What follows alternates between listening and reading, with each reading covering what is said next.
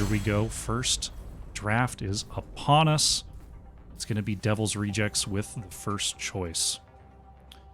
Now, Jinxie, if you could have your choice of hero here, regardless of bans, you just get what you want in the situation that you want it. What do you go taking into Infernal Shrines?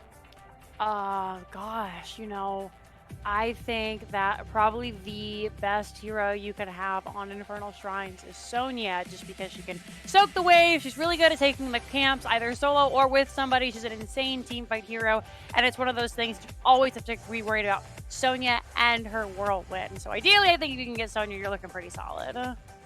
Sonya definitely strong, does a little bit of double soaking, like you said, taking those camps.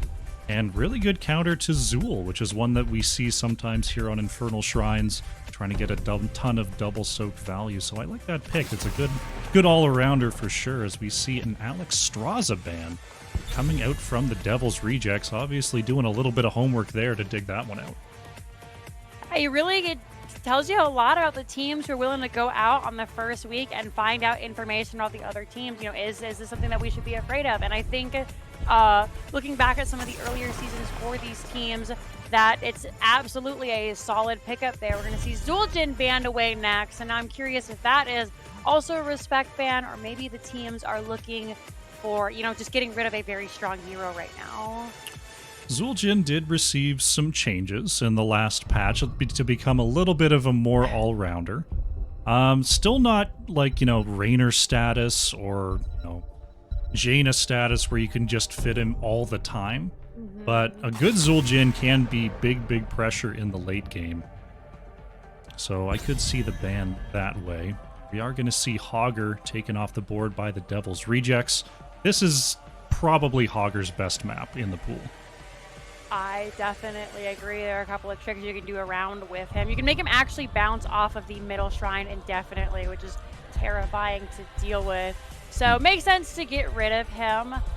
What are you thinking we're going to see today, Crash? Any heroes that immediately jump out to you as being first pick worthy? As we're going to see Chromie taken away, who has kind of dominated the bans for the last couple of months here. Chromie is definitely one you want to snap up while you can.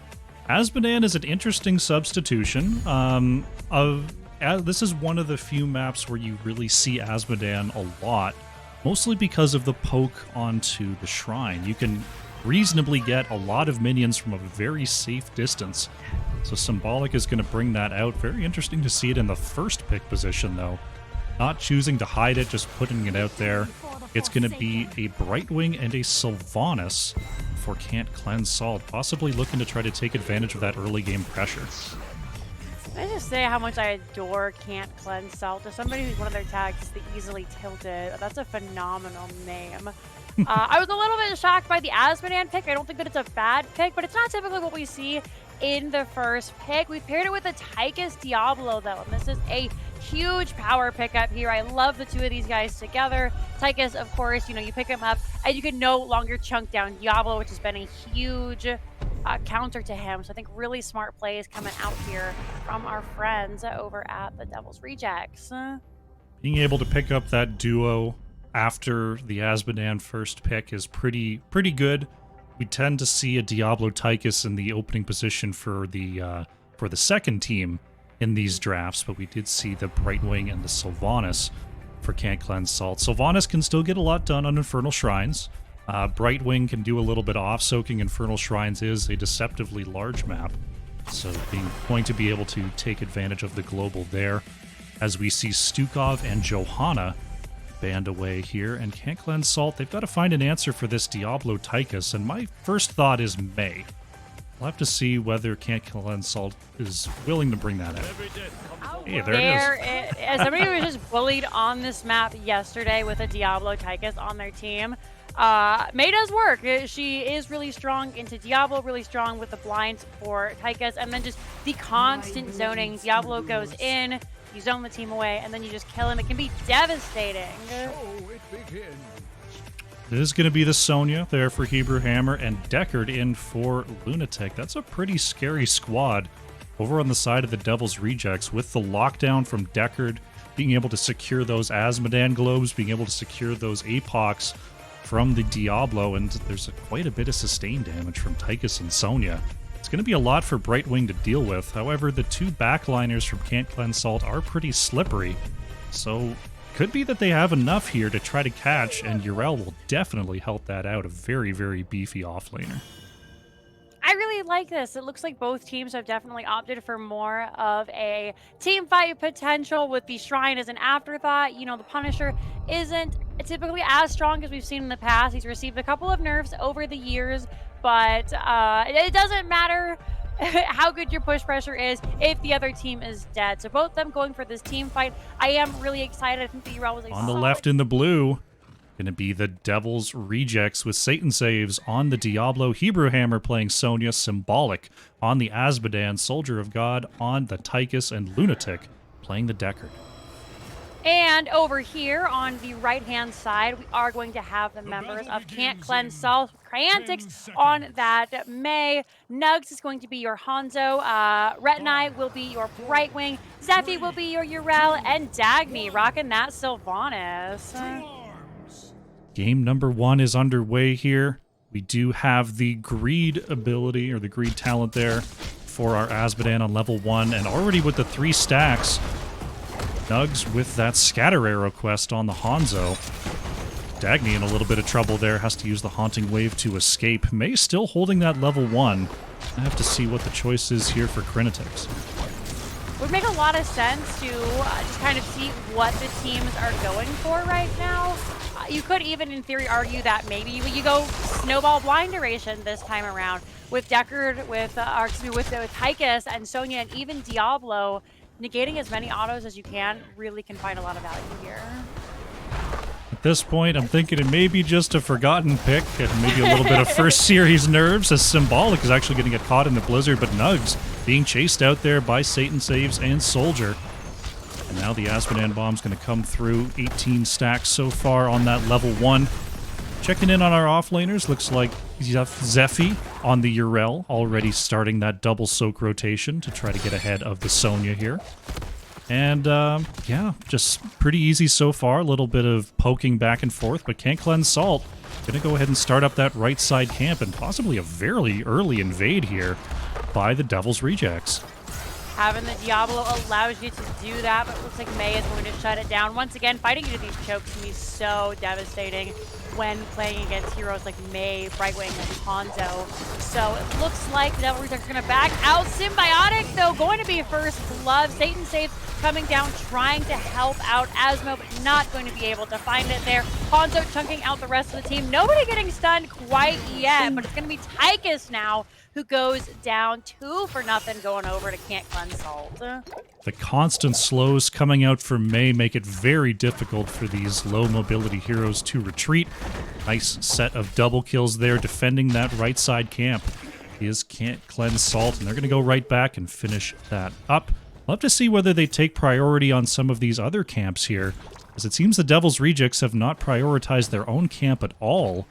So this could be trouble in the early going. Bottom camp, in the meantime, is going to be taken by Can't Cleanse Salt. They could be focusing on stacking that Asmo, hoping for a later turnaround in the late game, willing to give over some of this early XP, a little bit of early pressure. We'll have to see what they're going for, as Symbolic is just going to hang out in the mid lane there, get started on that camp, and now we're going to see an invade coming out from Can't Cleanse Salt. Diablo going to try and stop them, but it looks like they're just going to give over this camp. Diablo still hanging around the edge, but pretty low health there. Deckard is trying to throw in the potions from the edge. Dagny in some trouble there. Brightwing's teleport is not going to land, and things are starting to turn around here on Can't Cleanse Salt. Cryantix drops the blizzard to escape, and looks like they will be able to get out of there. Just not enough beef on that point in the early going to muscle out that Deckard Diablo.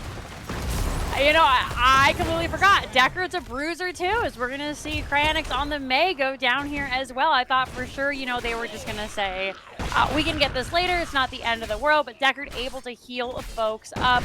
Diablo still super chunky, even without his souls, and now Can't Cleanse Salt is actually going to fall a little bit behind on this first objective. Going ahead and picking up the right side Shaman camp here as Can't Cleanse Salt as May makes their way back onto the map. But already 25 of the minions taken, and with an Azmodan, that might as well be 40. Symbolic is still going to work on it for now. Satan Saves just zoning out the rest of Can't Cleanse Salt. And it looks like our first Arcane Punisher going to be pushing down the mid lane here. There's a lot of good poke on the side of Can't Cleanse Salt, but there's also a very good over-the-wall combo from the Devil's Rejects. We'll see if they set it up here. There's the root from Deckard, going to catch 2. Overall, members of Can't Cleanse Salt are going to be safe for now. May Blizzard deterring Diablo from following up there. Also with this first Punisher, he's going to go down right now before the wall even goes down. You really don't want to jump in there without a way out. And now it's going to be Can't Cleanse Salt looking for some retribution here. However, still so early in the game, nobody going to go down quite yet. Everybody else on the team's really just trying to soak and get ahead in this XP, because in Heroes of the Storm, that is what it's all about. He who controls the talent controls the game. Absolutely. We saw that Shaman camp in the top lane doing some work there for Can't Cleanse Salt, but now it's going to be a counter Shaman picked up by the Devil's Rejects to get that top lane pushing. Grenatix is in trouble here. Went for the icing isolation onto Satan Saves. Rhett and I going to come in with the teleport save. That was a risky call there. Luckily, Brightwing had the cooldown available. Uh-oh, Dagny. Oh no, was actually stunned out of the teleport. Oh, the Haunting Wave. Couldn't convert it at the end. Tried to wait for the absolute last second and got stunned out. Nice pickup there by the Devil's Rejects. We're 3-2, and it is anybody's game right now, Crashes. We're going to see an invade now coming in from the Devil's Rejects. All 4 of them there. Yrel just bullying out Sonya in the top. So she's got to stay for a little bit, but this is going to be a successful invade before Sylvanas is able to come. And now we'll see if they're going to fight over this bottom camp, or if Can't Cleanse Salt is just going to let them have it. Nugs is hitting some pretty good scatter shots here off of this bottom lane architecture. Finished up with that level 1, it's going to start to really throw in a lot of damage into the backline of the Devil's Rejects. And once that build comes online in the later levels, that damage is going to really start to add up. Already seeing heroic abilities come online as the teams hit them almost simultaneous here. We got the Dragon's Arrow to combo with a lot of the other heroic abilities of Can't Cleanse Salt. Very powerful AoE stun. Can be a really solid response to APOC. So, see if anybody's looking for an engage right now, if they're just going to play it safe. Looks like the team's just going ahead and trying to create space set up to control that top left camp. One thing to note here, I do like the Avalanche coming out from May specifically into this comp from the Devil's Rejects. Normally, we were seeing the Ice Wall as a form of engage, but with this Tychus Diablo, it's going to be fairly easy for May to move past and push Soldier of God back into the backline of Can't Cleanse Salt. So I'm going to be looking for that here. Grenatix is actually going to do that right now, sending Tychus right into the backline, but a good job by Satan Saves, splitting the backline of Can't Cleanse Salt to avoid any combos onto Tychus. Now Grenatix in all sorts of trouble. Brightwing Teleport not going to land in time, and that's Devil's Rejects picking up a kill at a very opportune moment as the bottom shrine is now active. Really hate to see it if you are Can't Cleanse Salt. May gonna be down for a good chunk of the shrine. We'll see if anybody even attempts to go over it. One thing I didn't expect to see that just came out in that fight was we have Sylvanas going mind control. We've seen a lot more mind control lately. Usually you have something like an entomb to go with it, just to kind of lock somebody in and then keep them there. So it was solidly played. Just Satan Saves on that Diablo, doing the Lord's work, keeping the team safe. And they're going to flourish for it, as it looks like they're going to pick up this Mortar Punisher here. I can see the mind control getting some value, especially if the target is Tychus. We saw one successful avalanche onto the Tychus so far, but with the mind control only hitting one, they're going to have to make a tough choice between Diablo and Sonya for who they want to control, or if they want to get that target that they're sending into the back. Because there's a lot of disruption on that front line, it's going to be pretty difficult to get that isolation kill. I think what Can't Cleanse Salt needs to do here is maybe focus a little bit more on the front line, especially now they have that mind control, because Sylvanas is level 1, also does percentage damage. You know, mind control now gives you 3 stacks of Banshee's Curse on whoever you hit, so you can chunk down Sonya, you can chunk down Diablo or Asmodan. It's really powerful against big health bars. It's always been kind of a taboo about hitting the tanks, but in this current meta, that's 100% fine. Chunk them out and leave them with no engage. Can't Cleanse Salt is setting up around this top right camp, sees the members of the Devil's Rejects coming on through. Uretni able to get away from the Deckard for now. It's a 4v4, but Sonya is able to come in to make this an odd number fight. Yrel a little bit locked out here. Crinitix and Uretni just waiting to possibly go in, but with Dagny and Nugs a little bit behind and pretty low, Crinitix is still thinking about it. Gonna pop the Unstoppable. There is the big sleep from Deckard. Satan Saves is on the point. Yrel on the point as well, and we're gonna have a full-blown fight here. Hebrew Hammer with the leap into the back to execute the Sylvanas. We're gonna get the Avalanche, and that's gonna allow Can't Cleanse Salt to control the point, but I'm not sure. They may have to turn and run pretty quick. Uretni, with that Emerald Wind, does actually secure the kill onto Tychus. That's a really nice separation there from the Can't Cleanse Salt healer. Looked like a devastating invade there from the Devil's Rejects. Ends up playing out really well in the favor of Can't Cleanse Salt. I thought for sure that, that was going to be the end of him. May went in and got stunned out of her Avalanche. But great hold by Yrel, keeping everybody safe, knocking folks back. The Blizzard came out beautifully, and in the end, it turns out Can't Cleanse Salt are going to be the ones who take out that camp, take out that Tychus, and they are biting back in this mid-game, Crush. Devil's Rejects now painting the rest of the map blue here, going ahead to that bottom Khazra. Can't Cleanse Salt. So far, they haven't been moving around too much to try to harass the Sonya, to try to harass any of the offlaners. Right now, just sort of cleaning up the mid. They don't really have the gank team available, but they do have that mind control, which is a pretty powerful pick tool, even if you don't have those traditional pick healers, or pick heroes, I should say. So I'd like to see them roam around to try to get that as, uh-oh, Uretni may be caught here. Uses the Emerald Wind and going to try to get away from Symbolic, who drops the Asmodan ult. Dragon Arrow going to whiff. Uretni still trying to get away here. We're going to go ahead and follow this chase. Now going to use the teleport to safety. Oh my. So much was burned there to get him in and out. We saw the Army of Hell come out. Hanzo activating the Dragon Arrow as well, but in the end, Brightwing with the teleport, with the speed, just gets away. Really, really solid play from our friends over here at Can't Cleanse Salt. They're just continuing to amaze me. 30 seconds till our next Dragon Arrow could be available for our next fight. Zephy waiting for an engage here, just waiting to jump in and possibly clear that Shaman. Crinitix is going to be found by Satan Saves there, pops the trait pretty early in this fight. Gonna ice on into the back line, but now Zephy in all sorts of trouble as Hebrew Hammer is laying down those slams. Mind Control going to come out and not quite land onto the Sonya. Brightwing just a step late there in trying to save May in the background. That's going to force the rest of Can't Cleanse Salt to start to move back.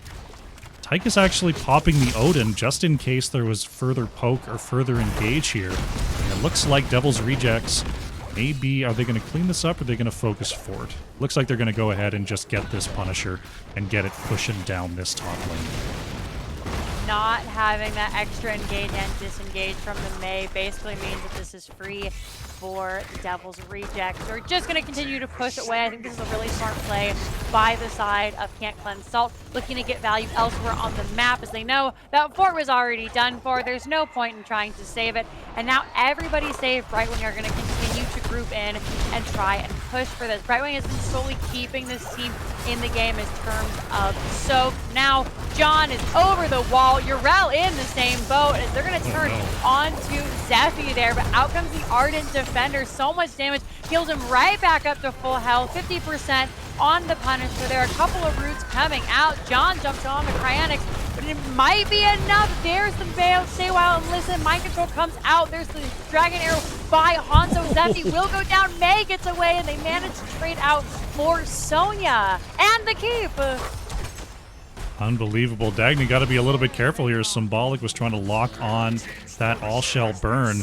Ends up being a 1-for-1. That was looking like a possible triple kill there for the Devil's Rejects. But you know, bringing up the defense there. I think if they lose any more members, Devil's Rejects just moves on to the core. But the Sylvanas Poison just barely enough to take out that Sonya. Dragon Arrow from Nug saves Crinitix, and this game rolls on. This game I feel right now is really on a razor's edge. Just when I think one team is going to pick it up, it flops to the other. So definitely can't cleanse Salt a little bit behind. They didn't want to lose that keep there, but they're just going to continue to roll with the punches. They had some stuff pushing while the Punisher came in. So the lanes have pretty much equaled out, at least in the mid lane, and now they're just working on getting those chores. At 18 to 18. We shouldn't see too much team fight probably until about level 20, where, you know, one hero pick here or there could decide the fate of the game. Absolutely. Can't cleanse Salt, needs to stay off the map as much as they can, just try to clear out these lanes. It wouldn't surprise me to see the members of the Devil's Rejects try for something here. It is pre-20, but they do have a great comp for advancing and finding people out of position. We see them sharking around the right side, just looking for a fight. But Can't Cleanse Salt is not going to show anyone in lane for now. They're just going to be pushing down the bottom lane and starting to retreat. I think this is solid. Make everybody back up. They're looking to grab this middle front wall. They're going to do so. Be that much closer to 20. Cranix looking for the globe in. They find Asmodan, but APOC comes out as well. The team is so split here. Dragon Arrow comes out, does not connect. Brightwing comes in with the Emerald Dream, cutting off the Stay Wild and Listen Short. Asmodan going to be the first to go down, but Brightwing right behind him. Tychus popping Commandeer Odin, as it looks like the Devil's Rejects are here to stay. They want this keep. Dagny is low. Cryonix is low as well. Nug's trying to poke folks away, but without that extra wall, not finding very good scatter arrow for him. It looks like this keep is going to go down. Maybe Satan Save has to burn that level 20 to get out, but they live for now. 1-for-1. There's no Brightwing on the side of Can't Cleanse Salt, but they're still going to go ahead and try to chase down this Tychus. There's the blind and the slow, and the Blizzard is actually going to be enough here. But Dagny in all sorts of trouble. They're trying to target down, and there goes Sylvanas. Zephy in the back line trying to prevent the retreat. Crinitix is going to get away. Scatter arrows are very effective in that particular spot here on Infernal Shrines. But overall, Devil's Rejects, they have the map pressure to move on back, go ahead and pick up their top lane Shaman, and start up this objective once again. The power of the auto attack Diablo is just beyond real here, Crush. You stayed alive for so long. There were so many times I thought for sure Satan Save is going to go down, but of course they have that name buff. That name buff, true to their name. Diablo lives another day, and nobody is starting on the shrine just yet. Still 17 seconds on Sylvanas. Devil's Rejects finally look to get started on this. And you think Can't Cleanse Salt are going to go in? They have their level 20s now, or should they just wait? It's no Sylvanas versus no Tychus. The longer they wait, the more Asmodan just threatens to finish. I think they've got to go now. Lunatic is going to get stunned in the back before the Stay a While and Listen comes out, trying to get away from Nugs and Zephy. Deckard is zoned out of this fight. Oh no, Nug's moving a little too far forward. Oh, it has enough healing to survive. Now Symbolic in all sorts of trouble is caught in the middle of Can't Cleanse Salt and goes down here. Nug's very, very low, has to retreat. We'd like to see them possibly stay. Oh, Hanzo is going to back. We did see the Arcane Punisher was about to go over to Devil's Rejects, though, so it's probably the right call. But this mid keep is absolutely going down here, and we may have a core call as the Shaman camp is only just now cleared on the core. Lots of pressure over here on Can't Cleanse Salt. They're going to have to pull off something really big if they can hope to stay in this game. Cross the Punisher is still very healthy, 20%, but not having one of their best. Devil's Rejects aren't going for it. They're not going to. They're going to play safe. They know they don't have Asno, and they're afraid. They're going to look to get this camp instead. It's a very, very risky play. That Punisher was so healthy. I really would have liked to see them move in there and try for the core. They've still got 6 buildings up. They don't have the Asmodan, but they've got all the siege pressure of the Sonya and the Tychus. I mean, okay, so I would go for the aggro call. I understand if you go in and you wipe, that's, not nearly 19-minute death timers, you possibly open up a serious win condition for Can't Cleanse Salt. So I can't really knock them for the safe play. They've still got full map control here, full camp control, and all they really need to do is wait for the next objective. Playing it really slowly there. I agree, though. I would have liked to see the end called. It can be just so critical there. I mean, worst case scenario, you 5-man team wipe. The enemy, they catch your 3 points. That's 100% fine. In a minute, with the lanes pushing the way they are, there's only so much that Can't Cleanse Salt can do here. Now they have the opportunity to come back. A 5-man wipe here with everybody alive could be disastrous. We're actually going to see Rentai there with the Brightwing already burned the Emerald Twin. They don't have the upgrade. Out comes the play of the game from Hanzo. Soldier of God very low, 2 stuck in the Avalanche. We have the upgrade from Mace. Stay a while and listen though, combined with the APOC, gonna catch 3 members in the corner. Diablo jumping in with the Hellgate. Steffi in the back, taking lots of damage. Already burned the Ardent Defender. No one is gonna go down, and Tychus caught by that mind control. Taking so much damage in the end. The keep stays up, and it looks like Devil's Rejects are going to head out of here, hoping to grab this aggressive camp. An interesting combination here from the Deckard, the regenerating super potions coming out here for Lunatic. You saw just mind control and damage and poke and all sorts of stuff coming out from Can't Cleanse Salt, and at the end, everyone's health is completely full on the side of the Devil's Rejects. That's gotta feel tough in that spot. You've gotta kill somebody now, Cross. Otherwise, they'll just continue to heal up here. And the hard thing is, with this Deckard's level 20, the bottomless blast, even if they kill him, they've got a full support over here in this corner. We're gonna see another team fight break out here as once again that Cascade is going to come out. Dragon Arrow connects onto Tychus there. It's not going to be enough. The poke damage is being healed up. Steffi is in the back. They're not able to connect. Out comes the mind control onto Diablo. Urel going to go down here, however. And now Urentai under some serious fire. They have to back up. Remember, the Devil's Rejects have to back up, but these potions are here. They can just continue to siege. Last building goes down. There's a big push in the mid and the top lane. Top shrine is active. And it looks like the Devil's Rejects are just going to move up to that top lane and try to use this Frozen Punisher to secure the game. Can't Cleanse Salt. They've got 30 seconds without Urel. They don't have enough time to wait. I think if it's now or never. But it looks like... Oh, I don't think they're pulling the trigger. It looks like they're starting to move across the jungle here. But against this Asmodan, I don't know if they're going to get there in time. 6-18, already picked up another 24, and right now, Devil's Rejects have Can't Cleanse Salt in a checkmate situation. It's really kind of, how do you want to lose? They've got to make something crazy happen. What's the worst case scenario? You lose, you make nothing happen, you lose. Oh no, a little bit of a miscommunication there. The Frozen Punisher is picked up. Urel has respawned. Cryantix's going to get out just by a hair thanks to Urentai's Emerald win. They're running for their life, but I think we're looking at the beginning of the end for us. It's going to take some super big screw up on the side of the Devil's Rejects to ruin this game for them. A lot of ults committed on the side of Can't Cleanse Salt, moving in for that attempted steal on the shrine. But here comes the Punisher. Here comes the rest of the crew. And I don't think there's any chance here. Cryantix is going to get targeted by the laser. Core shielding is all but gone. And now the wave is here from mid, the wave is here from top. There's going to be some ults committed, a huge stay a while there from Deckard, but the core already down to 30%. Asmodan is locked on with that laser, and game number 1 is going to go over to the Devil's Rejects. GG.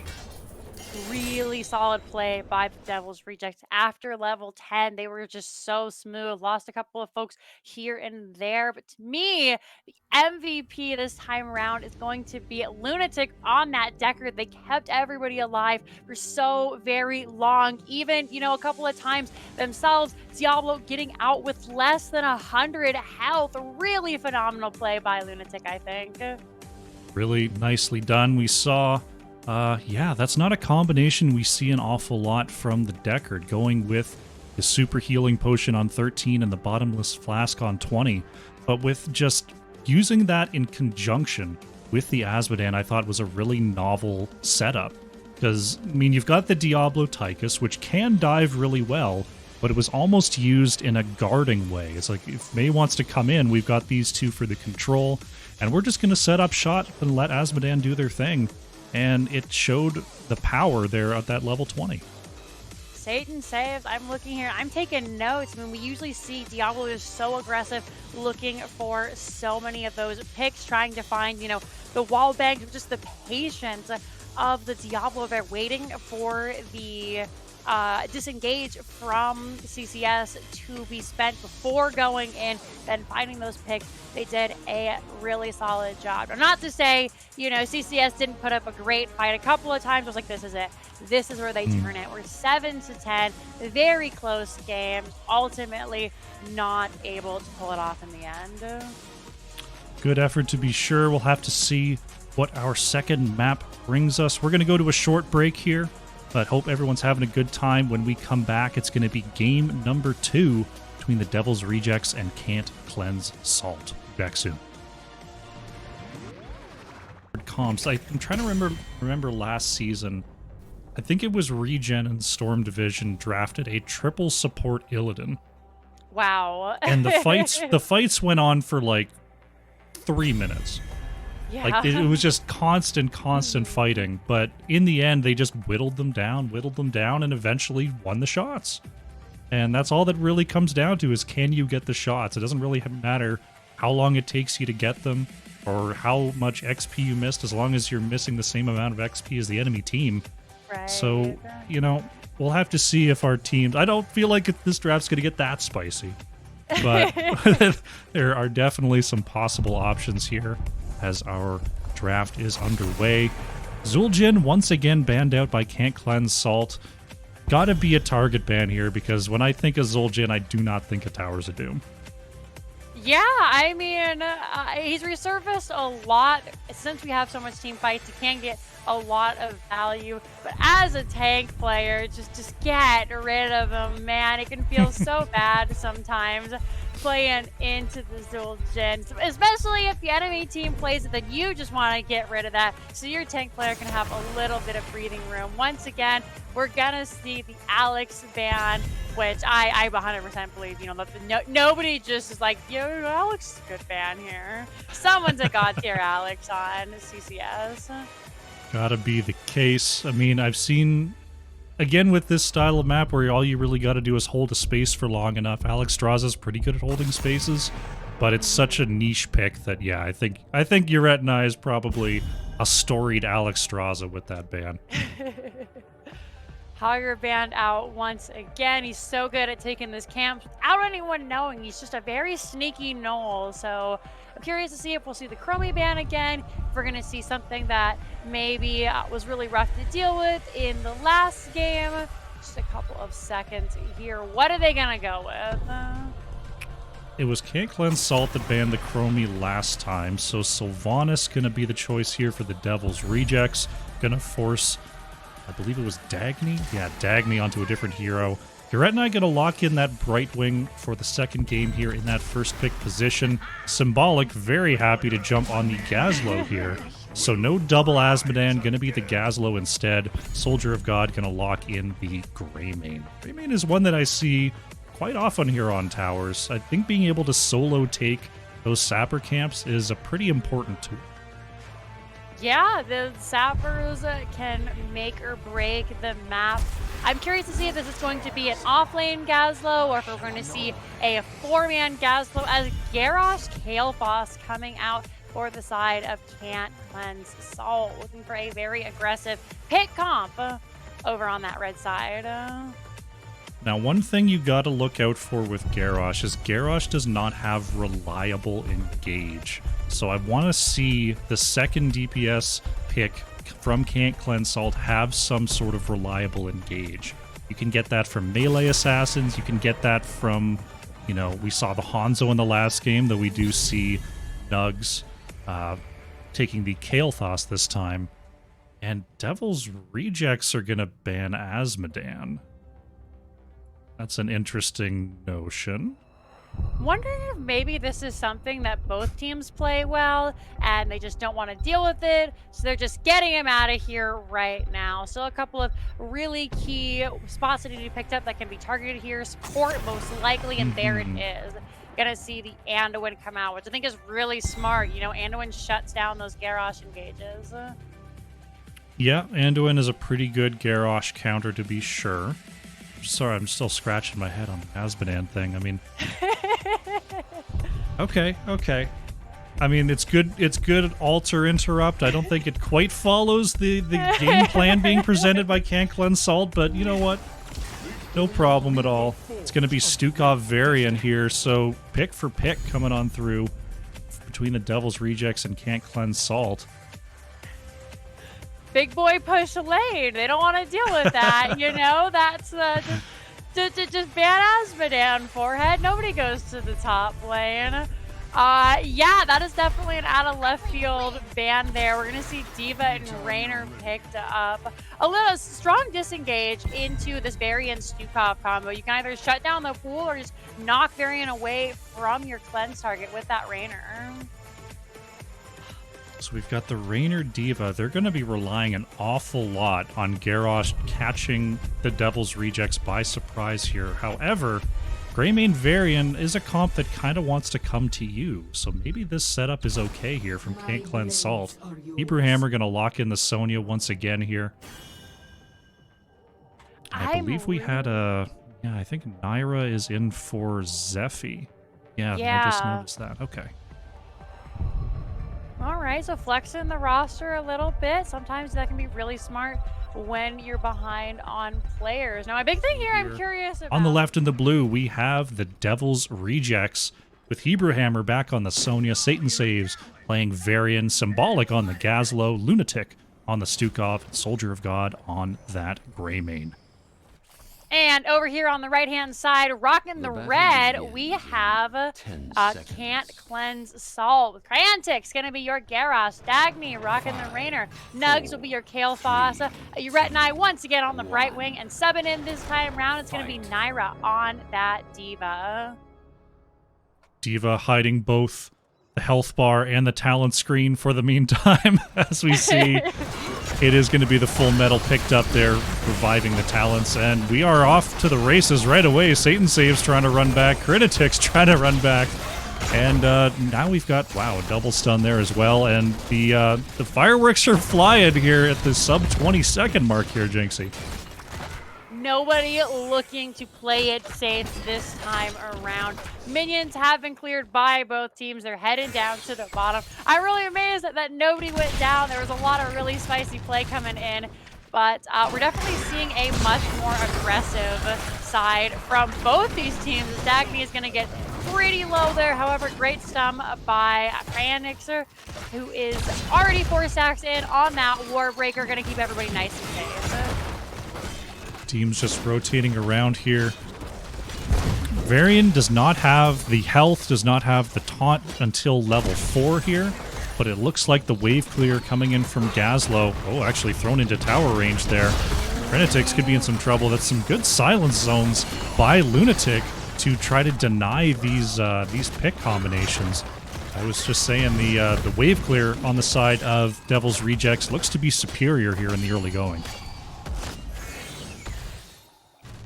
I'm really surprised that we're not seeing a little bit more aggression from Can't Cleanse Salt, just because we always make that joke that Varian isn't a real hero until level 4. Granted, we have the Gazlo, which, like you said, is really pulling ahead on this wave clear, but you know, make something happen. You've got a big giant minion on the enemy team. I'd like to see him try and put a little bit more pressure in before that level 4 hits. It would be nice to see. It's very difficult with this comp. I mean, Kael'thas, Raynor, Brightwing, not exactly the most well-known dive heroes we have here in Heroes of the Storm. So Crinitix, all he can really do is walk at them. And Devil's Rejects, they've been caught a couple times here, as we do see Varian has that taunt available. Crinitix looking for a throw, and look at the bombs actually coming out. Satan Saves, thrown back, stunned up, and gonna go down to the bomb. First blood goes over to Can't Cleanse Salt. really solid. And you know, when you say that now, it makes a lot of sense. Great slow poke by the side of Can't Cleanse Salt.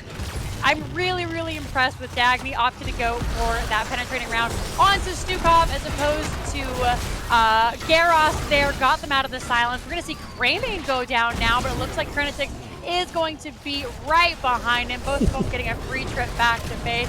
Brightwing not having enough mana to save the tank there. I think Brightwing lifted one wing and the lightning bolt went right under it there, able to go back to base and warp on back into this fight. It's going to be a 3v3 for now, as it looks like we're going to be trading the top shrines, and Devil's Rejects have enough pushback to create a zone and pick up the 2-for-1 here on this objective. Gravekeeper, like all the others. Both teams looking to just reset for the moment. Taking a look at our coolest and most attractive players on the team. Those are our off lane. T-Hammer heading down here to the mid to grab that big wave. Meanwhile, D.Va headed up to do just the same. Down in the bottom lane, it is an all-out brawl. We're going to see lots of value coming out from the Living Bomb, spreading it around a couple times before the members of the Devil's Rejects are able to pull away from that. Everybody healing up. And this is one of the really strong positives of Brightwing. You can see her mana is roughly the same as Stukov. Doesn't need to expend mana to heal. Dagny getting very low. Silence comes out. Soldier of God spreading with that bomb. And everybody just trying to posture aggressively here. Satan Saves is charging anyone they can get their hands on. I really hope Satan Saves goes with the, not the Protected, but the Warbringer there. As we see Raynor and Gazlo simultaneously falling. Trinitix with the nice throw there. What is the level 10 for Varian called? It's the one that's not protected, where you get the charge basically every 2 seconds, it seems like. Because Satan Saves is just flying in at all angles. I believe that is the Warbringer, and it's funny Warbringer? because Okay. I was thinking the same thing. Here, I can actually look without disturbing the overlay for you and see what that is called. So, where are you, Varian?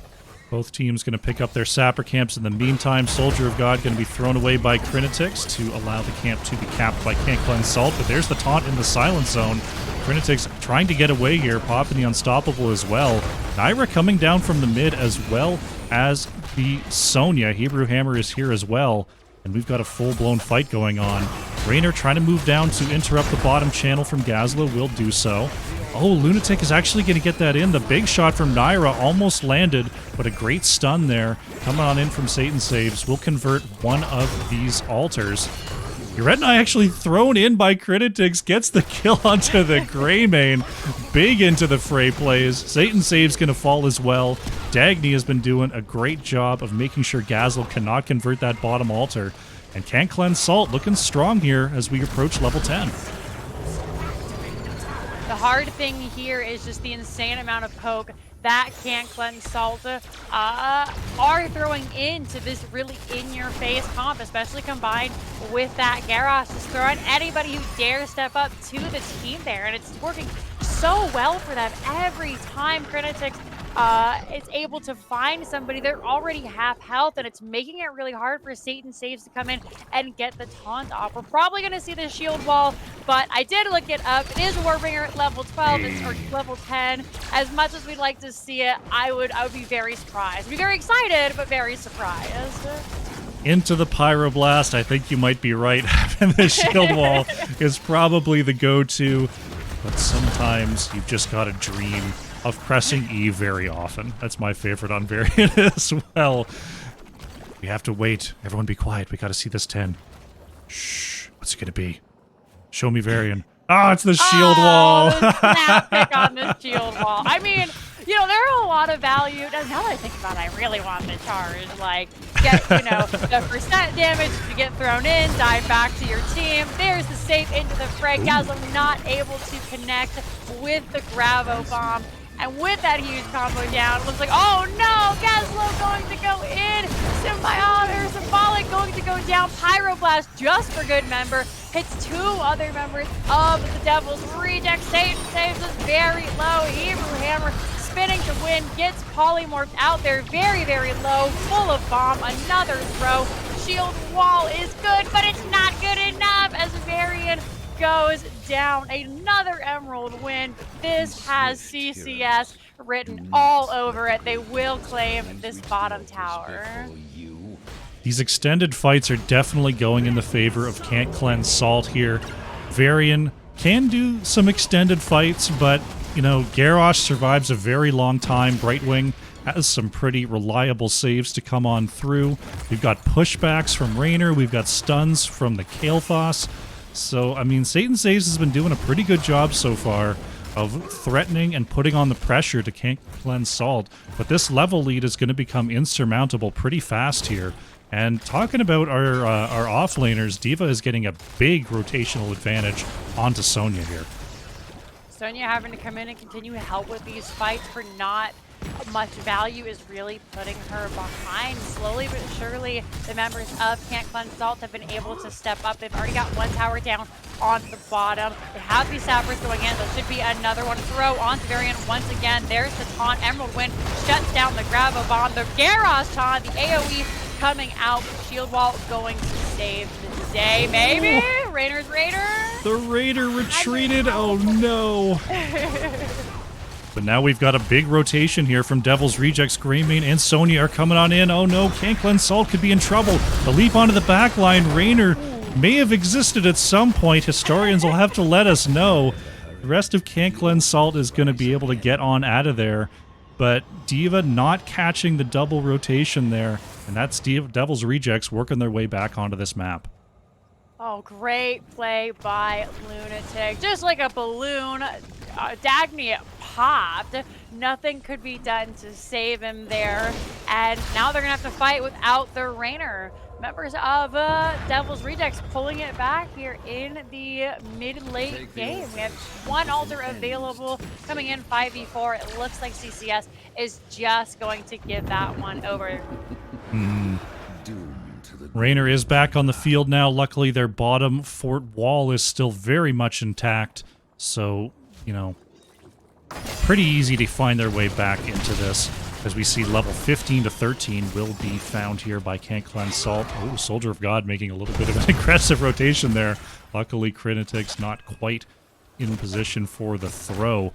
But, yeah, once again, D.Va is just getting a lot of extra value on these minions now. Almost 4,000 experience ahead just from minions alone on the side of Can't Cleanse Salt. We saw Greymane have to move to that mid lane to try to support Sonya, but this level lead feels like it's only going to get wider unless we see some kills come on through as Symbolic is thrown on back. Manages to pop the Gravo onto Krinatic's, but Gazlo is going to go down first. Lunatic is going to be stunned there and caught. Nugs is on the chase with that extra stun, but Soldier of God coming on through to try to turn this around. Stukov is going to fall here. Double kill for Can't Cleanse Salt. Nothing. Or Satan saves. Oh, I was really hoping he'd get out of there, waiting for that epic escape, but this team is so unstoppable. There's so much CC from the knockback to the taunt in the area. Soldier of God now. Can they survive? We're zooming in. We're going to see it. Is going to survive. Ooh, the single B there. And I don't know if that was intentional. One B step, the power play there. As the Pyroblast comes out, manages to survive. Dagny gonna look at these pumpkins now. We're 17 to 14.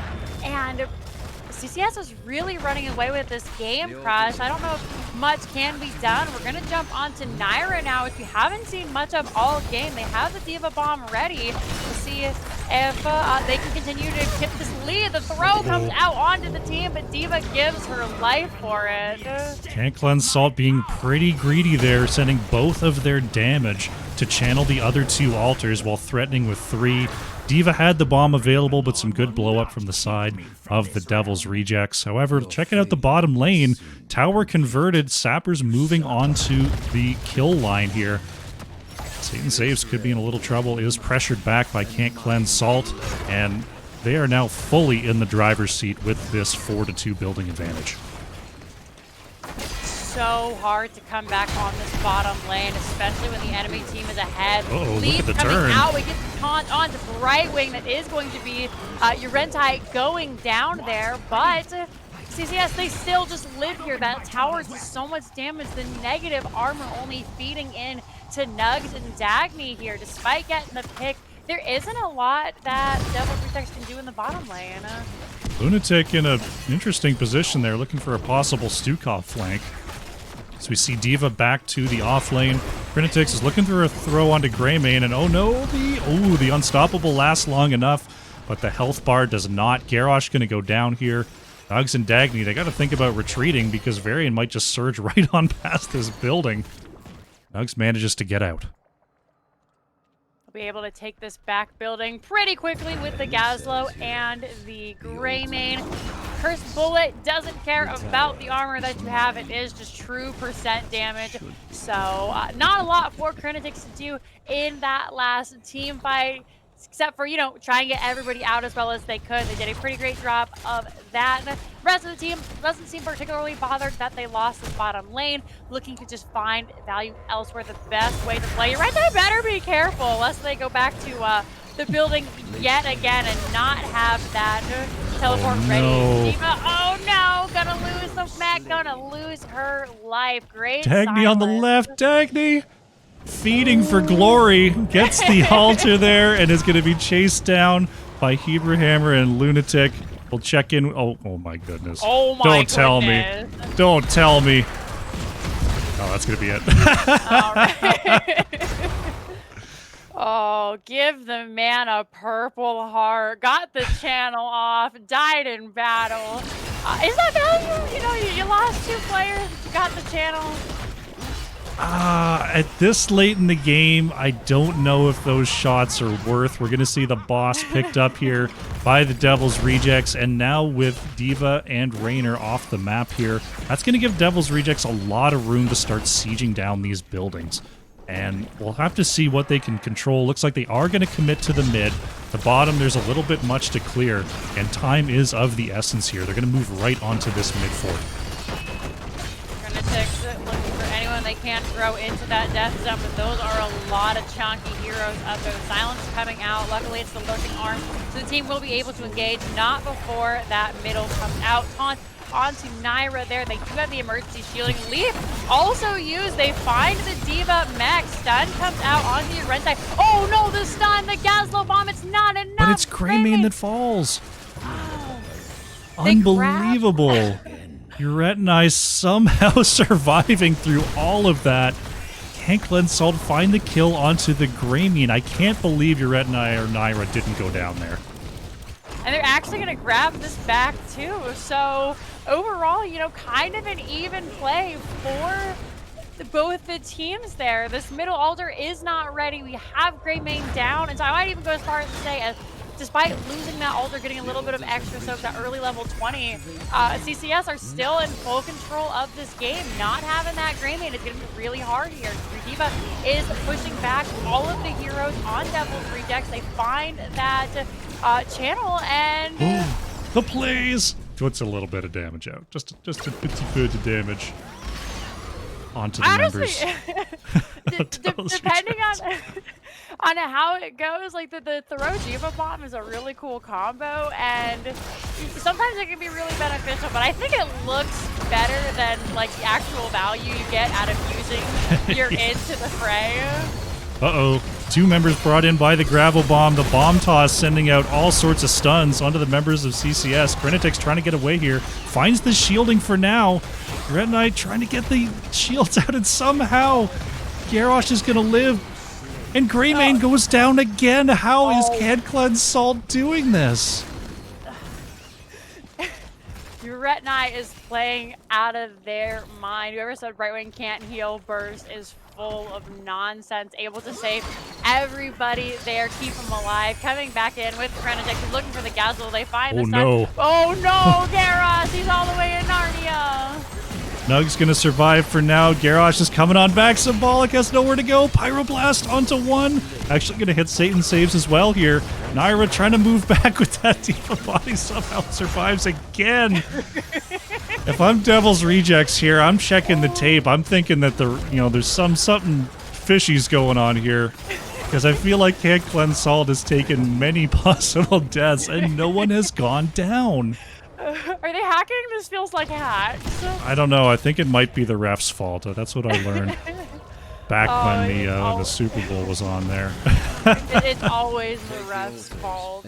So I learned this on Twitter. You're not a real sport until you can blame the refs for losing. That's the line. This is Critics moving pretty up bad. here. Gonna throw in the one sapper. Gonna throw. Oh no, the silence lasted too long. Good expand there from the Stukov. We've got two more shots, 2 shots left on the core, and the sappers are starting to march down. Gazlo is about to respawn. Varian as well. Ira gonna think about dropping that bomb. Oh no, my not able to goodness. use the bomb. Here come the sappers. Only 2 need to get through here. Can we get Deeper Hammers up on the point? Gazlo trying to knock them down. There's the knockback from Brightwing, but Uretni going to go down. The sappers are still standing strong. Krinitix is going to fall here. Taunt is good onto Raynor. That's a triple kill here for Devil's Rejects. It's a quad as Kael'thas falls as well. Saving the game. Devil's Rejects are going to start moving out onto the map here. I physically cringed at that team fight. So it looks like if you kill the support first, nobody else survives. Who'd have thought? The insane siege from the members of the Devil Rejects are now going to take this middle tower. Looks like Diva is going to try and get some value up in the top. Doesn't have that mech. She can get back in the mech anytime she wants. But pilot mode does a little bit more damage, so able to claim that. Still a long way to go for the Devil's Rejects to pull it back, especially since Boss is back up on the block. They need to get both of these and Boss. Do you think it can be done, no. Crash? There's 2 altars. I was thinking maybe they just rip the boss, but there's not enough time. We see Brightwing back on the map. Diva already up here. They've got to keep an eye on things, though, because the boss is definitely a play. Oh, Naira going in very, very quickly. There's the silence zone. Now Brightwing coming in as well. Is actually going to fall first. Naira surviving for now. Dagny gets the pushback here. Gazlo has the bottom channel. Lunatic is stunned for now. Krinitix trying to take the brunt of all this damage. A nice triple stun there coming out from Nugs. But I feel like Can't Cleanse Salt, like they didn't have to dive for that. That wasn't the game over. They're down to 5 shots on their core. And now without Brightwing, they're in all sorts of trouble here. Satan Saves has the protected. Now it's Satan Saves going a little too hard. And without a tank, oh my goodness, the back and forth on this Jinxie. I can't take it. Guys, my heart is already weak. You don't need to do this to us. Boss is going to be the next point to contest there. Naira doing the Lord's work, clearing out those Gazlo turrets. Everybody keeping their eyes on this boss. This is the game-winning play for Can't Cleanse Salt. Still a lot can be done here, though, from the Devil's Rejects. Looks like Can't Cleanse Salt is just going to try and grab both of these bottom pillars. Not having that variant is really tough. Right now we see a top lane priority here from Devil's Rejects, but bottom lane, both Sapper camps are claimed. Only 2 shots need to go through. If they can move up and take this out before the second camp arrives, this is a win condition. Boss is not a win condition here for Devil's Rejects. Oh no, they're taking the boss. I don't think they get here in time. The Sappers are coming. Devil's Rejects, they're trying to get out here to this lane, but here they come. The Sappers are going to cross the line, and that is going to be the game here. Can't Cleanse Salt with the 1-0 on the core, even up this series. I feel like I need to call my mom or something after this and like talk me down after the hype of that game. I just everything is so high right now. Really, really well done. I understand what the Devil's Rejects were going for. They didn't want that boss to be the end-all be-all, but in doing so, they just weren't quick enough to find those sappers in. With the Garrosh into the fray, you guarantee at least 1 sapper is going in. So a little bit of a miscalculation on time will bring us to a game number 3. Man, that was just it seemed like so many points at the end there, like they've got this. All they've got to do is stay the course, just stay the course, and then the team that's behind makes a big play, and it's just trading it back and forth. Oh my goodness, oh my goodness. 15 to 15 for both the teams there. I thought for sure it was like, this is the winning comeback. You know, they made it to the late game. Here it is, with just a couple of really tactical plays by Can't Cleanse Salt. Ended up coming on top for them. That big kill onto Varian, I think, really put things, cemented it in that they were gonna they would begin to look like the end, I think is the best way to say it, Crest. Not having that tank, not having that engaged, it's so much for them.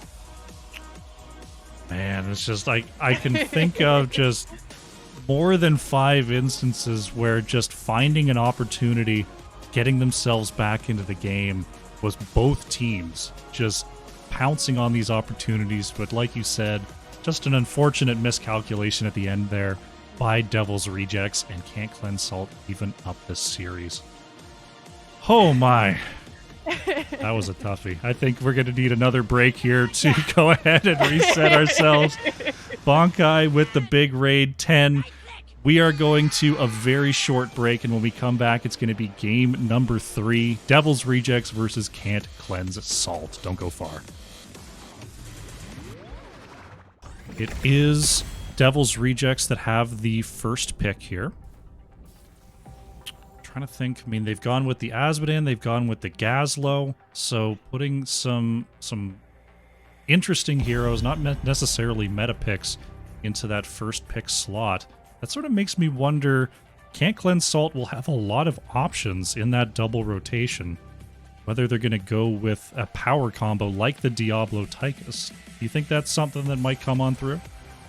I could see it. Diablo gets a lot of value, you know, just crashing folks into those waves. Tychus, of course, never bad to have on your team. I'm really, really curious to see if we're going to see the first Azmodan again. First ban being mulled over here by the Devil's Rejects. It's been pretty consistent Alex Straw's Zul'jin bans up until now. We'll have to see if that trend continues. There's that Alex ban, and Zul'jin has been a target ban up until now, but this is also the Zul'jin map, so definitely very likely to continue here. Yeah, I mean, from what's been played so far, I think these teams could play pretty similar styles and clash once again here on Volskaya. I think you've got the line there. I used to joke consistently, we're going to spice it up a little bit with a Zul ban. You know, we've all joked about some of these heroes. Diva, Gazlo, Azmodan, those are we considered troll picks, and now it's actually working. I had a member of my team the other day say, tell me what you guys want me to pick, or I'm going to pick Azmodan, and he picked it, and I was like, stop, like, we're not going to intentionally throw games, and we keep winning with it. There are heroes I just feel like you shouldn't win with because they're so frustrating to play against. Azmodan being one of them. We're going to see Hager banned out here. So maybe Azmodan first pick, question mark? So it's going to be Zul'jin, which leaves both Azmodan and Chromie available. Asmo is going to be insta-snapped by Symbolic, reprising that role. Chromie is available. You've got all 5 heroes on a point that they don't want to move from. And you're like, you know what? Azmodan. I mean, he's basically Chromie, right? Oh, I guess. I'm wondering if Can't Cleanse Salt plays Chromie at this point. Garrett and I going to lock in the Brightwing again. Dagny going to steal away that Greymane. Is it going to be the Tychus Diablo rotation again here?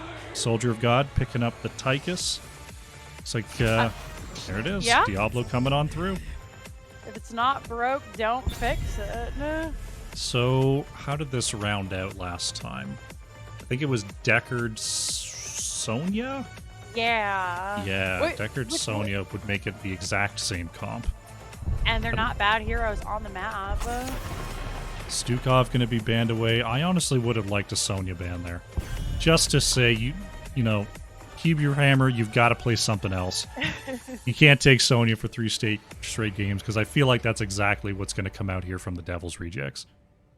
she's a super strong hero, so if they're gonna give it to you, then by all means take it. I wonder if maybe, you know, the off lane is saying to them, we've got Zephy back in for game number 3, Oh. so maybe Zephy's like, I can deal with the Sonya, no problem. We're gonna see the Garrosh ban coming out, which will help Satan saves on that Diablo not get thrown all the way into Oblivia.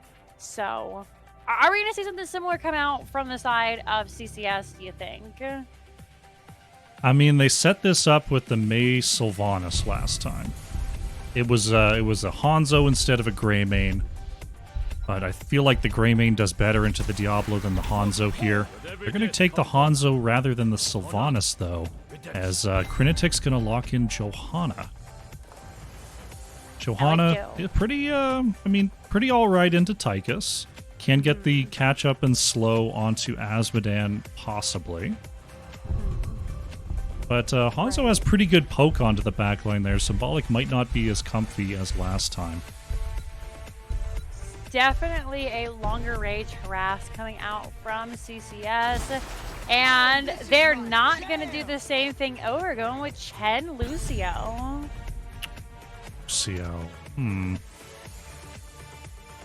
Lucio, an interesting pick there. I mean, Chen flies forward so quickly. Having the Lucio to catch the rest of the team up is a bit of a boon there. And also being able to allow Azmodan to escape could be the play. Looking at the side of Can't Cleanse Salt, they've got 2 stuns and a polymorph so far. Diva going to come on through for Zephy. There's another possible stun from the Diva. Oh, this Chen might be having a tough time here if Can't Cleanse Salt layers on that CC properly. Well, properly. If they lay it on at an opportune time, I should say.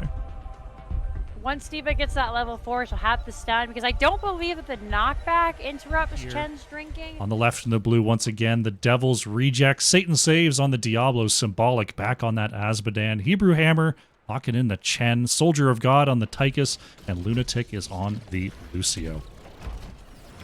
And over here, once again, for the last time this evening, we are going to see our friends on the side of Can't Cleanse Salt. We got Nugs on the Hanzo. Krinitic's will be your Johanna. Greymane is played by Dagny. Rentai once again on the Brightwing. And this time, Zephy will be your Diva. Game number 3 is underway. We once again see the Scatter Arrow quest. 1 stack there, picked up by Nugs. Azmodan right back to that greed on level 1, and that is all she wrote for level 1 quests. Diva headed straight down to the bottom lane here, actually trying to get a bit of a jump onto the Chen to start things off with. Probably just trying not to give Azmodan those stacks. There's plenty of wave clear between the Greymane and the Johanna in this rotation. And Zephy gonna square off in that bottom lane versus Hebrew Hammer. That's a really solid play from Can't Cleanse Salt. They know that early game, they don't have as much aggressive potential as the side of the blue team. So they're just going to try and go in, grab this soak, wait to scale up a little bit more there. Greymane will really come online at 7. He's going to get stunned into the wall here. Harassed a bunch by Diablo and by Tychus, able to roll out using that disengage. Was already in the Worgen form to clear out the minion. So great use of the hero playing so you can get in and out safely back in the Worgen form. And they're just going to continue to try and avoid fighting while grabbing these minions, Crash. You see Ret and I on the turret camp on the right-hand side, but I don't think Brightwing can do this alone. Trying not to let the camp heal back up. Dagny going to come on in to help that out. We're actually going to see starting on the left-hand side with the Siege camp here for the Devil's Rejects. Usually you see teams take that right before the first objective. Oh, Diva actually going down to Chen in the bottom lane. I missed that one. Chen is surprisingly lethal if he can get those slows onto you. And this is one of the widest lanes in the game, save maybe top lane on Towers of Doom. So you've got to be a little bit careful here not to burn your mobility when you're against that Chen in lane. Interestingly enough, we actually have the pro moves as Dagny is going to feel the wrath of Chen as well. Hebrew Hammer not taking any prisoners as he sends another member of CCS back to base. But back on about, the Diva has the control move, so she has the extra movement speed into Chen, though, who can constantly sustain in the lane. She does slowly lose out over time if we can just keep hitting those combos. And as we saw, you know, she died. Grinatix trying to clear away this top lane here. Keep the pressure on to the Devil's Rejects. We see the timed out camp here from the rest of Can't Cleanse Salt. D.Va back in the lanes here, trying to catch up on that XP. And control point unlocking in 10 seconds here. Checking on our turret camps. Both of them weren't taken immediately, so they're not going to be available super early in this channel. But we'll have to see who claims first right to this point. I'm anxious to see if the Devil's Rejects will commit hard to this, or if they're just going to let Azmodan do his thing and try and push out another lane. He's currently up in the top, clearing out that top camp, as the blue camp has already been dealt with. Looks like Grinatix is going to try and put an end to that as best they can. They're going to give a little bit of early pressure over to the Devil's Rejects, but honestly, that's fine. If you win 99 to 99, it doesn't matter. You still get that protector. Level 7 has come through for the Devil's Rejects. They're at about 60% on this channel, so it looks like they're going to have the level 7s, but they're going to have to start thinking about stepping on this point. Azmodan's still in the top lane trying to deal with that camp, starting to come on through now. Can't Cleanse Salt has committed to the point. D.Va coming up as well, and we're going to have ourselves a fight soon. Satan Saves trying to keep a toe on the point. Azmodan going to lock in those orbs, and we're going to have ourselves a quick pause here. As we had a... Alright, we're back on point A. And contested is definitely the word for it here, as Grinatix gathering up all 5 in that Condemn. Dagny trying to get away. The All Shall Burn, the circle effect there, doing a little bit of damage as Dagny getting chased down by Soldier of God. Brightwing going to be there with the save. Looks like Devil's Rejects happy and healthy here on this point. Members of CCS a little bit low here, but Soldier of God getting low just as well. We are going to see Dagny have to scoot out of there with Eyes in the Dark to buy him some extra time. D.Va going to lose the mech before getting off that bomb. It looks like CCS are just going to give this over for now, as many members of their team are very low. First Protector is claimed. It's going to be Azmodan and Diablo piloting the Metal Beast. Going to get a little bit of a clap onto that mid. Looks like they're actually going to stay here, do a little bit of work in this mid lane. There's been a little bit of discussion on what to do with the Protector these days. What do you go straight to the top lane? Do you get mid first? Do you go to the bottom lane, set up for point C? There's a lot of different possibilities, and I think it all sort of comes down to when you're expecting your team to have the advantage. When you're playing, do you like to see the Protector still go to the top lane here, Jinxie, or do you like to see sort of the newer style where they head down to the bot lane? So typically my team will still bring the Protector up to the top and get value there. I've seen it both ways. Personally, I don't feel that I am of the level of knowing what I can do with the bottom lane Protector. And I think that really is where it comes down to. So your masters and whatnot will bring it down to the bottom. But if you're a gold scrub like me, then we take it top. Unfortunately for the Devil's Rejects, they actually didn't grab that well, which is the big thing you want to get out of that top lane Protector. Hebrew Hammer going right in onto Nugs, still trying to dive back. That's going to be it for Hanzo. Yuret and I didn't think Chen was going to do it, but Hebrew Hammer going to be saved by the sound barrier coming out from the Lucio. D.Va Bomb does manage to go off here, and the dive is complete. Devil's Rejects pick up an extra kill there. I don't know why I had it in my brain as Chen was coming back together as one. The D.Va Bomb was going to interrupt that channel. I was like, is he going to be stuck in pandas forever? But That'd be no, awesome. that would be really crazy. You have to ult again to become one Chen. Oh man, that'd be bonkers. Oh man, that could make for a really fun play. But the game isn't that spaghetti coated, so Chen gonna come back. They did manage to get a decent amount of push down in the bottom. Satan saves. Save's gonna go down. Level 10 was hit immediately. Blessed Shield comes out. Bit of a delayed engage there. We saw a Condemn catch the Diablo, and then a Cursed Bullet came out, And then we finally saw the Blessed Shield to convert that kill. So trying to just suss out exactly how many resources they had to commit. Can't Cleanse Salt gets a soul reset onto Diablo here.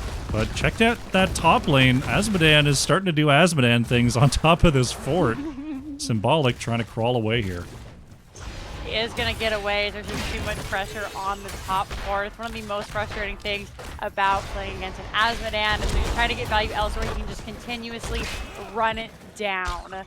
However, he is going to have to be careful as we were talking about the heroics of CCS here. Most of them are very short. In fact, the longest being 70 seconds with Dragon Arrow, which still isn't the end of the world. You know, every minute and 10 seconds they can fight it. We're going to see Nugs in a little bit of trouble here. The back out, Blessed Shield did come out there. No Dragon Arrow yet. Cursed Bullet was also used.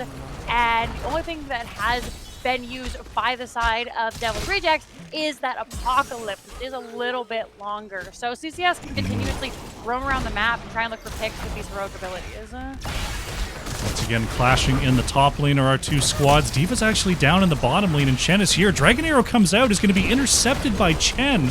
Odin going to be used by Tychus, going to put them a little bit behind this fight, as now we see the Army of Hell onto this top fort. That will almost certainly secure this structure as Odin is wailing away on it as well. One more shot, maybe? There it goes. Soldier of God commits the Q, picks up that building, and that's going to be a pretty big boon as Protector B point has unlocked. Gonna see Devil's Rejects get started on trying to claim that. They've got a huge lead here. Dagny very far forward, able to get out once again, though, with Eyes in the Dark, protecting themselves with the stealth so Diablo can't get the flip off.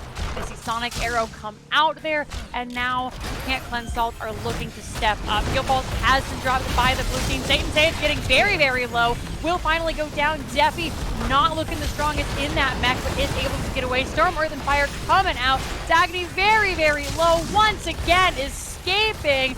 Krenix getting so very low as well there. Finally, D.Va going to lose the mech. Dagny will not make it out a third time, and it's going to be a 1-for-1 in favor of the Devil's Rejects as they once again continue on controlling this point. Devil's Rejects picking up another Protector here. Top lane already taken out. We see Crinitix head on back to try to get back to full resources here. And stopping off in the mid lane with this Protector, going to go ahead and pick that up for free. And Devil's Rejects looking very, very good here. The Chen is doing some serious work onto the low health backline of Hanzo. Managed to find that back fort, and this is exactly what I was talking about. It's so hard for CCS to escape this Lucio. Now they're looking to lose another fort here. Azmodan and Chen in the Protector, allowing all of their DPS out to continuously push. Odin going to be popped, and I don't think we're going to see this for a very long crash.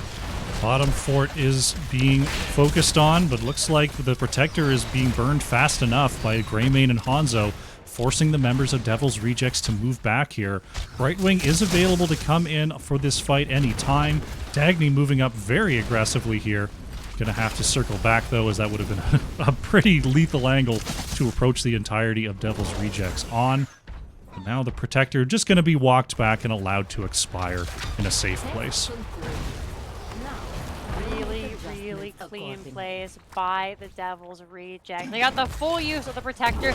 Didn't quite manage to get that bottom fort, but it is so low that an army probably could end it. So maybe looking to get that as the third Protector point does come online down in the bottom.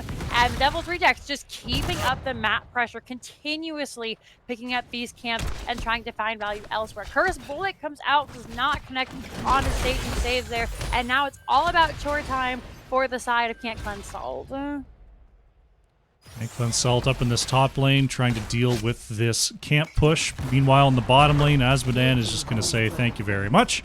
I'm going to commit the Army of Hell and start moving forward, possibly onto this keep. But D.Va is here to try to dissuade that notion. One thing that hasn't been a large priority, seemingly, for either team is really that heal camp. We saw Devil's Rejects pick that up when they had a couple players' advantage. Looks like they may start it up again here, but so far Can't Cleanse Salt has really not found a way to get onto this camp.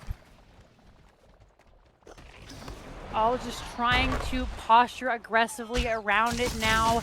I see lots of poke coming out from the side of CCS. It is something where their comp excels, but they're slowly being driven off. Not having these forts is really going to be tough. They lose a lot of area of control on the map.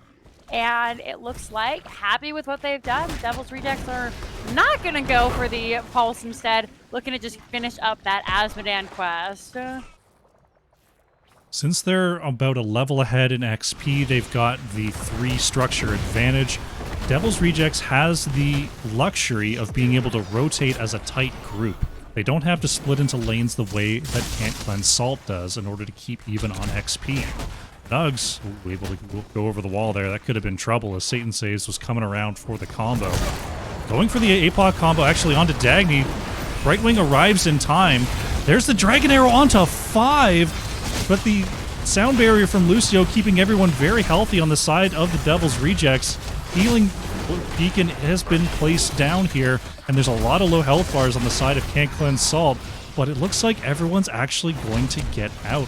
Once again, Can't Cleanse Salt has been showing some great saves throughout this whole series. Zephy with that defense matrix really came in clutch, hit about 4 members of the Devil's Rejects in that defense matrix, reducing their damage and making it just so hard for them to finish anybody off. Greenman got quite low, but thanks to that reduced damage, didn't end up going down as they live to fight for another couple of minutes here. That control point C will unlock in just a moment. You can see everybody making their way down to the bottom, and now that all the heroics have been used, this is looking to slowly start going in favor of CCS. They have the shorter heroic cooldowns. Heroics are going to be available very shortly. We're going to see them take their own camp first, not going for an invade. Looks like Brightwing heading to the top lane, going to use that global to gather a little bit more experience as we set up for Protector C here. Greymane had to head back to base, so it's going to be a little bit longer before the engage can happen. But once again, Devil's Rejects picking up that top lane siege. That's going to be doing some work if this fight goes too long onto point C.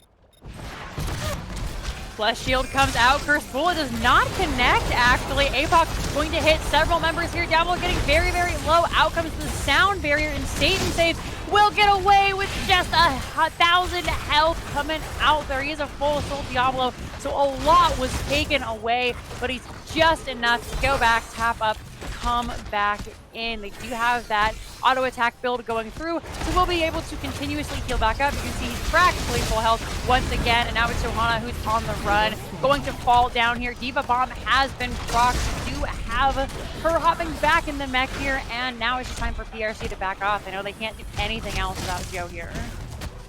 Can't Cleanse Salt starting to move back here. Once again, some great tools. The defense matrix from Zephy did a lot of good work there, but just too many bodies between Crinetics and Home 3 means that Johanna is down. Level 20 is achieved by the Devil's Rejects, and they're going to start moving across the map very aggressively here. They've got a wave and a catapult and now a camp pushing onto this top keep. Dagny manages to escape. Uh-oh, Nugs could be in trouble here. Oh, Chen uses the flying kick on the keep. I thought that might have been a dead Hanzo.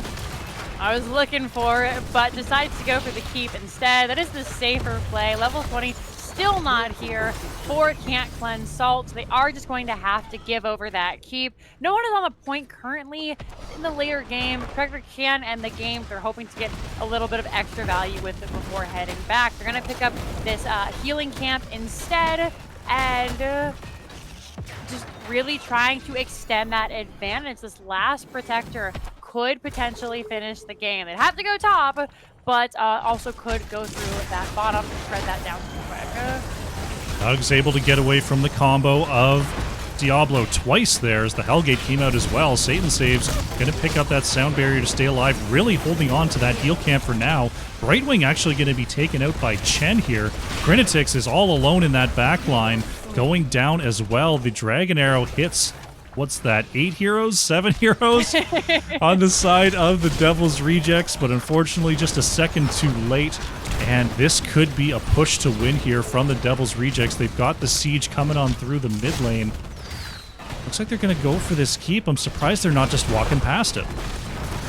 very, very aggressive this time around. Curse Bullet gonna drop Heaper Hammer a little bit lower, but not having a tank or a support makes it so hard to engage onto the team. Looks like they're opting for safe plays instead. Maybe looking to catch out Dagny here, but they suspected, oh no, everyone's favorite Diablo bug. You stay, they go.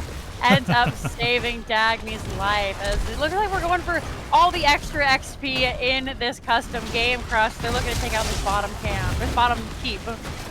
We saw this from Devil's Rejects in game number 1, not making those core calls, instead going for the more safe play. They've still got all 6 structures. They've still got a way to just completely control the map here. It was the same thing there on Infernal Shrines. And they're just employing that strategy once again here, just completely ignoring this Protector in favor of map control. They've got the comp for it. Maybe concerned that the other members do have a really solid team fight on the side of Can't Cleanse Salt. There are 2 catapults and a general 3 catapults now stepping up to deal with that Protector. So somebody will have to go back in a little bit as the core health begins to fall. But up in the top lane, all the members of the Devil's Rejects are up there. So this is a free clear. Oh, the old Brightwing clear. Fastest in the Nexus. Brightwing gonna head on back. They're still thinking that there's a fight coming in the bottom lane, but Devil's Rejects are just moving across the map here. 72% on the core. They're gonna stop and pick up this camp. But still 4 members. They're all starting to back now here for Can't Cleanse Salt. The top lane camp is picked up, and it looks like it's going to be a double siege camp push to try to end this game right here. Symbolic drops the turret here.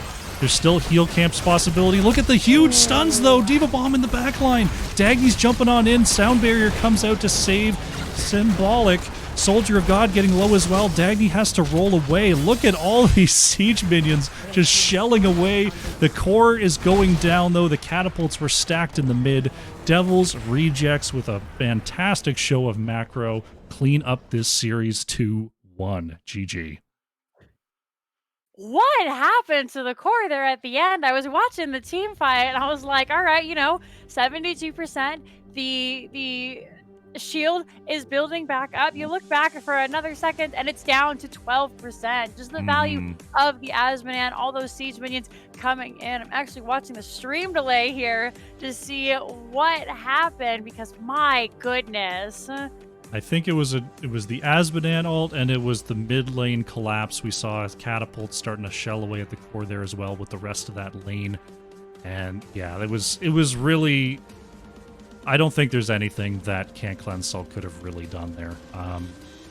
Right. It was pressure from all 3 lanes. It was a siege-heavy team from Devil's Rejects with a double camp in the top lane and a level 20 Asmodan. It's just, it's a tough spot to be in for sure. Well played by the Devil's Rejects, and they find their 2-1 victory. It looks like a really close series, but the stats tell a different story. As you see here, 8-2 in favor of the Devil's Rejects. They knew exactly what they were looking for. Able to bully most of the members out on the side of CCS, who just weren't able to respond to the aggressiveness as well as I'm sure they would have liked to. Absolutely. We're going to see if we can find ourselves an interview with our victors, the Devil's Rejects. Gonna go ahead and hide the Discord cam because that's gonna break in just a second. I'm gonna see if anyone is ready for us. Let's head on down to one of the lobbies and see if we can meet someone here, Jinxie. Let's go to lobby 2. Sounds like a plan. Alrighty.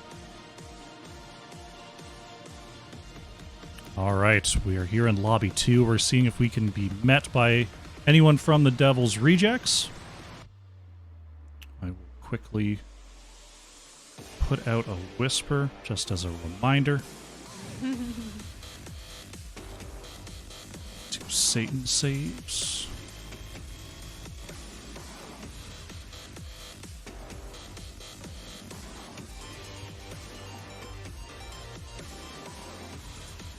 They did mention there was some weird Discord issues earlier, so I hope that's not affecting our players too much. Yeah, the internet everywhere has been so crazy, especially back on the southern and east coast, so hopefully they're okay. We'll hang out for a little bit. I've got the Whisper out. Looks like, all right, Satan Saves has replied, so we should have someone with us in just a moment here. Very nice. Just bring up my sheet here so I can remember which of the maps were, because this was quite a series. A lot of stuff went down here, my goodness. Man. Yeah, I mean, Can't Cleanse Salt showed some definite flashes of brilliance there on Volskaya Foundry, but the macro pressure and just winning every protector there at the end really catapulted Devil's Rejects there in that last game. And we are here with Satan Saves. Congratulations on the 2-1 victory. Thank you, thank you. It was a hard-fought battle. Absolutely. Quite the series there indeed. Wow. I think the story of the series for me, just right off the jump, was the priority onto Asmodam. Played in games number 1 and 3, and then banned out by your squad there in game number 2. Is there an Asmodam lurking on the side of Can't Cleanse Salt as well? Is that where the ban came from?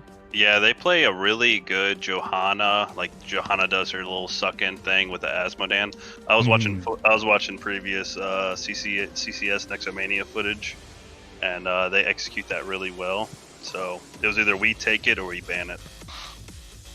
Well, it was played to that was 100% win rate, 2-0 there for Asmodam today. Very, very well done. Let's go to Infernal Shrines here for a moment. That was really hard fought back and forth, but it looked like overall able to really control those points and jump onto those late game punishers. Was the gameplay from the outset for you guys to really favor that objective, or was that a reaction to the enemy comp that you saw? As in the Punisher jumps, or well, just getting. I just noticed that you're getting onto those Punishers like immediately. There's no split push funny business going on, or a lot of, Yeah, normally, that's like a hard fought objective that takes some time. So the faster you get there, the faster you knock demons down. We also had I think most of the time we had our offlaner Sonya on it while we were pushing another lane and getting value somewhere else. But we would try to get a gank before the objective spawned. Mm-hmm. Asmodam was a huge pick there because say if we lost the fight there, Asmo can throw his big freaking ability in there and get a bunch of minions. Yeah, our goal was to maximize minions in the beginning, because if you get to 20, I don't know if you guys saw, I think it was one of the second demons where I died and I threw ulti, and the ulti ended up killing the last 5 or 6 minions, because when those minions die, they explode. In the explosion AoE, 100 to 0 the minions with Asmo's ulti. So it's kind of like it was a full clear. It's kind of like a martyrdom. So not only are you doing damage to the enemy team who's there, but you've already passed the 20 threshold, and then you can pick up a couple more. Right. Yeah, that makes sense. That's really smart. I hadn't known that. Yeah, I mean, one thing it's been sort of knowledge on Infernal Shrines, especially with something like Asmodam. If you've got 20 minions, you've basically got 40. Because even if you push Asmodam off the point, you'll just go ahead and finish that up, no problem. Yeah, so Infernal Shrines, very nicely done. Good map control there. Game number 2 might be... That's game of the week material there, just extremely back and forth. End up falling on the wrong side of that 1-0 on the core shots. Talk to me about the post-level 20 going on there on Towers of Doom. There were a lot of back and forth from both teams. But what were comms like in that moment? What was the ultimate objective in your movings around the map late game Towers of Doom? Well, late game they had the advantage on us, and we were down in shots, and I think we had like a couple more, so we went for the team fight so we could get both objectives, and we had the advantage. And I'll take the blame for that loss because I was a little too aggressive and got thrown by Garrosh, which then in turn gave them the advantage. So yeah, I messed up on that. I need to give respect to their Garrosh. It was, yeah, I mean, just both sides multiple times post 20 were able to just find one little edge and expand back onto the map, and then the other team would come on back and find another edge, expanding back onto the map. It was an absolute pleasure to cast. Even though he came out on the wrong side of that one, very, very well done. But game number 3, just an incredible performance there. Another huge 6-0 building victory. Tell me about the progression of protectors on Volskaya Foundry, because there's a lot of talk in the community about where you take the first protector. Do you take the first protector? Where do you feel the power level of the protector is at for your team and your style? I'll let Symbolic. Okay, so this is honestly my favorite map, and I did Satan's normally our main shot caller, but for Asmo, it's my favorite map to Asmo on. So I always try to take it mid, because I think the most important lane on that map is top. That camp spawns about like every minute, 20 seconds. So it coincides with your Demon Lieutenant, right? So you prioritize camp on cooldown, and that's why we try to take their camp over objective every once in a while. So once you clear mid, you have a clear push top, and that way you can kind of decide back and forth. But our main combo was mid then top, and you want to spam the camp. And I don't know if you guys noticed, I wasn't trying to farm minions for my Q. I was using my Q to take down their buildings, so when we got into mech, or once I got 10 to my ulti, the buildings would fall way, way quicker. And that way you streamline that push top. So that allowed us late game to switch to bot lane. And we almost didn't go top at all. And top pushed through their core actually and did like, I think 20 or 30% of core damage. Yeah. While we were just sieging bottom. And that was due to us spamming camp with Demon Lieutenants on cooldown. The only lane I really threw him in was top lane. It was a pretty cool strat we saw there, really focusing on that top lane and bearing fruit there, getting a huge push onto core. Just the ultimate checkmate, all 3 lanes pushing in there, looking super strong at the end. Fantastic stuff. Jinxie, any final questions here about the games in this series? Yeah, so the biggest one that I had was, why the Alex Straza ban? That's not a hero we typically see very often. Yeah, their one player, I forget his name, I believe it starts with a Y. Uretanai, yeah.